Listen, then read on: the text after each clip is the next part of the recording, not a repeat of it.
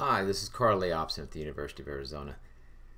Classroom management is always a huge issue in education and special education. Unfortunately, I think we focus too often on looking at ways to deal with problems once they've happened. And you'd be surprised at the number of times a school calls me in to work in a situation where things have gotten out of control. And we deal with that problem not by focusing on the behavior of the student, but by focusing on reorganizing the classroom and the environment and the procedures in the classroom. And that's what we're going to talk about today, is what goes into a well-organized classroom environment. And this presentation is set up really for you to walk through on your own, and I'd encourage you to do so even after I go through relatively quickly. And there'll be some questions that come up in each section, and I'd encourage you to take some notes about those and how you might answer those questions. It might stimulate some thinking. So the first important piece of a well-organized classroom is an engaging curriculum, because students who are engrossed in an engaging curriculum are much less likely to be involved in problems. My wife is a wonderful special education teacher, and we talk all the time about students who are coming to her from classrooms that have had a multitude of problems. She finds a way to make them successful, and those problems disappear, and the students become engaged in learning. It's great for everybody. So think about what are some elements of an engaging curriculum, and a good deal of your instruction in education and special education is designed to help you learn how to create an engaging curriculum and make kids successful. The next portion we'll talk about is physical organization of the classroom. I had a doctoral student at the University of Arizona, Carolyn Gardino, and she and a colleague, Elizabeth Fullerton, took a class project that Carolyn developed with me in SERP 590 and turned it into an article that they published. And actually she's published articles after this one on the same topic, which is taking a classroom environment and reorganizing it to see how we could reduce the number of behavior problems, just the physical environment. So she offered teachers a set of evidence-based practices in reorganizing the physical environment of a classroom. And her husband came in and helped her develop those reorganized pieces of the classroom, even built some pieces for classrooms. But largely, they just changed the structure of the room. They just moved things around.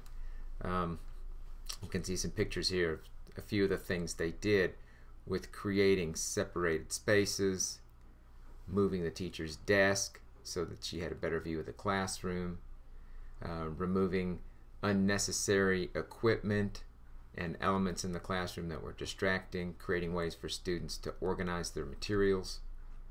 And she saw some impressive results and has seen impressive results in some of her later work with real reductions in problem behavior and real increases in engagement of students. So what are some things that we look to do? We look to make sure that there are small group areas so that when we have small groups, they're in a space where students can actually hold those small groups in an efficient way. That we have independent work in quiet areas. That we have smooth traffic flow for students to get materials and equipment that they need. That we have the teacher's desk in a space that allows them to view the classroom where there are no hidden areas, because bad things go on in hidden areas in a classroom. So think about the space you're in now, or a space where you go and observe in teaching, and think about how you might make reorganization to that space to improve classroom behavior. The next thing we'll talk about just briefly is classroom procedures. You need classroom procedures to make your classroom run smoothly. Procedures for everything. Some common procedures are the ways that we greet kids in the morning for the classroom, right? Greet them at the door, that you have startup activities so kids don't then wander into the classroom with nothing to do but to get engaged in activities you probably don't want them to be engaged in. Instead, having them engaged in activities that are useful toward the curriculum. Procedures for group activities, procedures for any activities that students are engaged in. If you've worked with me in a classroom situation or taken one of my classes, you know that before we start doing classroom groups, we talk about what each classroom member, which each group member is responsible for. It's a good thing to teach your students how to run groups and then reinforce them for running groups the right way. Routines for getting and using any materials, routines for collecting student products. There are a lot of actual products and items in a classroom moving around that need to be stored, that need to be used on a regular basis. You need some kind of procedure for getting those into the hands of the students, reorganized and back where they're supposed to be in a smooth way. And then routines for things like students leaving supervised areas. If a student needs to leave to go to the office or to the restroom or to the counselor or to some session that they're supposed to be in, so it doesn't disrupt the rest of the class. And routines for finishing what they're supposed to do when they finish a planned activity, like you can get out a book, you can get out some other materials that are in the classroom. So I'd like to think that in the courses that I teach, we use procedures effectively. Think about some of the procedures we use in this classroom and what they are and whether they're effective, and if they're not, let me know how they might be more effective. Planned transitions. Transitions are tough times in a classroom. Transitions are when you're really often likely to lose the focus of students, right? And I'd like you to think about the kinds of problems you've seen when you've observed or worked in a classroom as students transition from one activity to another. And then what strategies you've seen people use that have been effective in preventing problems during transitions. Some things you'll see people do in elementary school classrooms in moving between areas is to sing songs, or sing songs for cleanup of activity areas in a classroom, especially in an elementary classroom. I have two videos here. One is of a teacher talking about how to do transitions in preschool or early elementary, and another with a teacher who builds content into her transitions in the classroom in some really smart ways to help things move smoothly. But I'll leave you to watch those videos on your own. Here's another video, a video about transitions outside the classroom. We'll talk later in the semester about positive behavioral supports. People often tell me that they don't see how you could teach new behavior to students in high school in a way that wouldn't seem ridiculous or childish. This video is a great example. Lots of schools create videos with their students to help make learning new behavior for transitions or anything else in the school more interesting, more fun, less childish. Again, I'll leave you to watch that one on your own. Positive behavioral interventions and supports, PBIS. There are lots of ways that we can build positive behavioral interventions and supports into transitions. Okay, so here, for example, is hallway and common area expectations and rules, and we'll talk more about those in just a little bit. And here's another example for the bathroom with a really simple set of rules that students could easily remember. Go, flush, wash, leave. I like this one. Makes a lot of sense. Expectations in the classroom. So this builds on that notion of positive behavioral support, but it also builds on the notion that we need rules that are short and clear, positively stated, and very few of them. We don't want many rules because students won't remember them. Usually when you go into a school and you ask what are the school rules, teachers will point to the school handbook, they'll point to a long list on their wall. You'll go to the library, there'll be somebody else's long list on their wall. Students won't remember them. And they'll all say things like no hats, no gum, no talking, instead of being positively stated. We want to keep things short and clear, positively stated, and fewer is better. Positively stated because we want to tell kids what to do and not what not to do. Here's an example. A school uses the notion of the 3 R's. Be respectful, be responsible, and be reflective.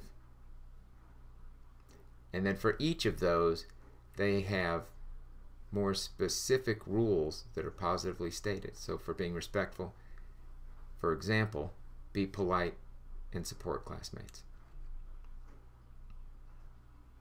So how do you develop good classroom rules?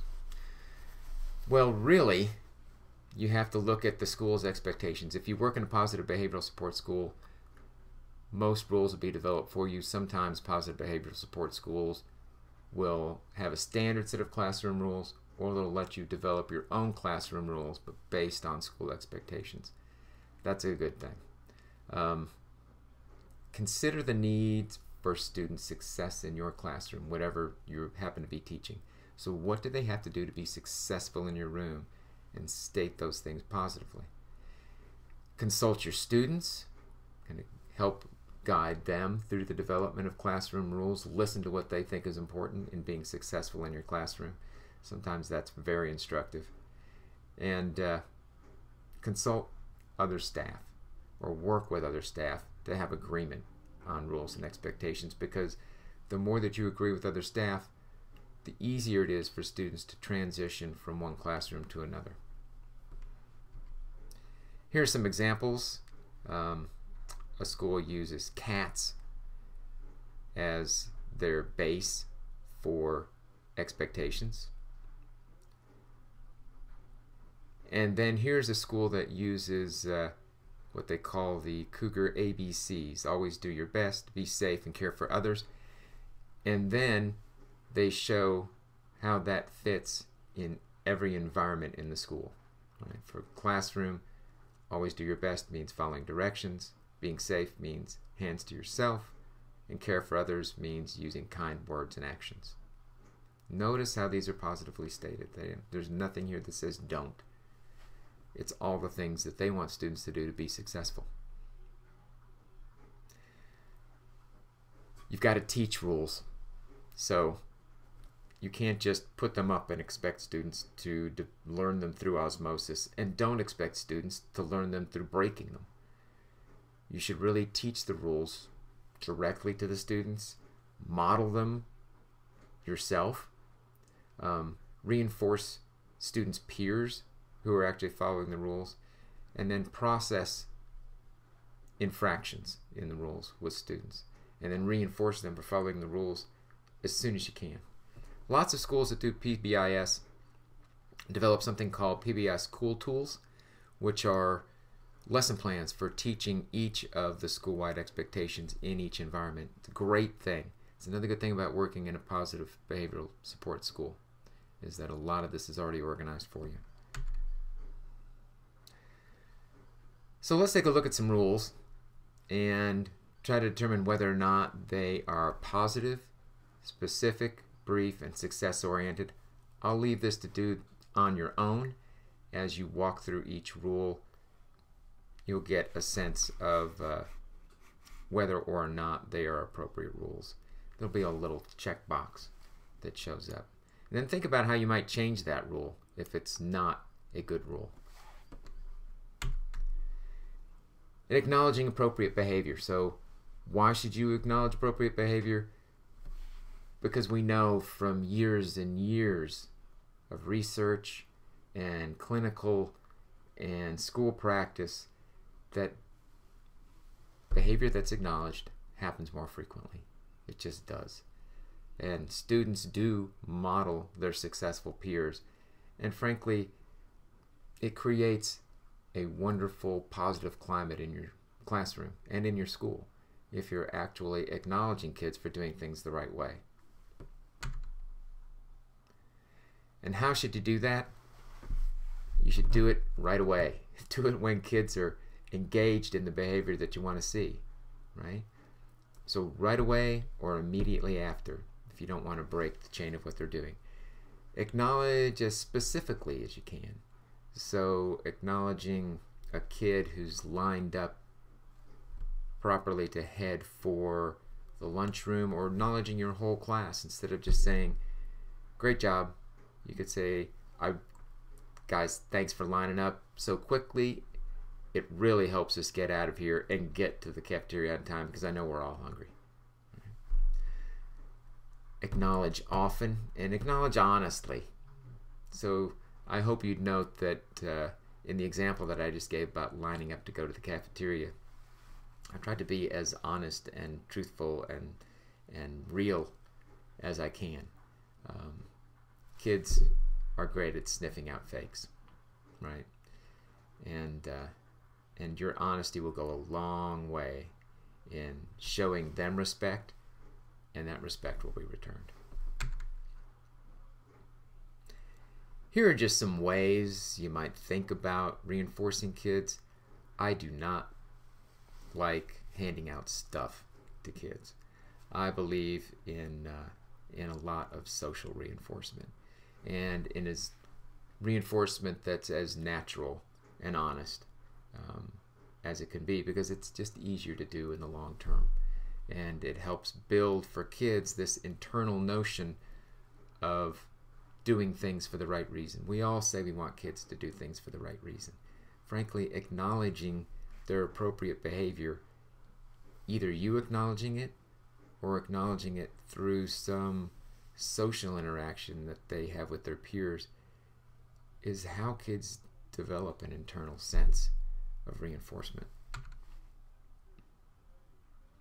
Finally, appropriate consequences. Regardless of how well we organize the classroom, there will be situations where kids break the rules. So what should you do? You need to get kids back to the appropriate behavior and reinforce it as soon as you can.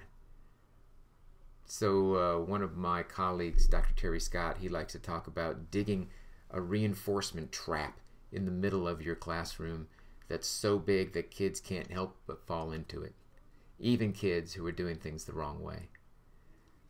So if you've got a kid who's off task, you prompt them to be on task, and then as soon as they're on task, you're back to them to say how great it is they're getting things done. It means they won't have extra stuff to do when they go home.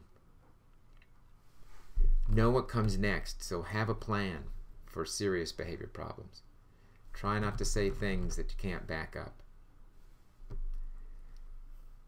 Use consequences that are relevant and logical, and be consistent. You notice I haven't spent a lot of time on consequencing inappropriate behavior. That's not where the big payoff is, guys. Right? The big payoff is in spending time developing an organized classroom, because then you'll experience as few problems as possible, and so will the students. You don't need to spend a whole lot of time developing consequences for problem behavior, but have them available and think about prompting appropriate behavior and then reinforcing it as soon as you see it. So we've covered a range of ways to develop an organized classroom: an engaging curriculum, physical organization, procedures, planned transitions, expectations, acknowledging appropriate behavior, and then having appropriate consequences when they're necessary. I hope all of these things help you have an organized and more trouble-free classroom. I really hope that for all of your students. I'll talk to you again later.